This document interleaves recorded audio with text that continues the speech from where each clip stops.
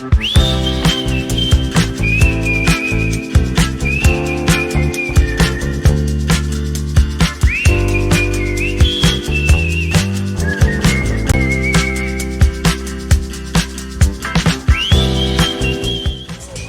kartą bėgu šitą, taip.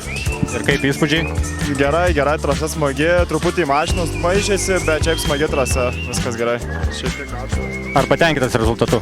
Rezultatų nepatenkintas, nes po 6 kilų biškį tokia duobė buvo, bet gerai, kad vienam bėgant tai buvo gerai. Gerai, tai ar sugrįši dar pas mus į Šėdą? Sugrįšiu kitais metais, pabandyti pasigerinti asmeninį rekordą.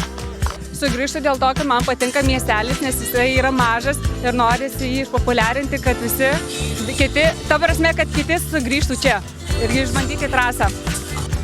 Visų pirma, grįžtų dėl to tikriausiai, kad tai yra Lietuvos bėgimo taurės etapas, dėl to, kad gyvenu Jonavoje ir tikrai būtų nepadaru nedalyvauti tokiam artimam bėgimo renginį.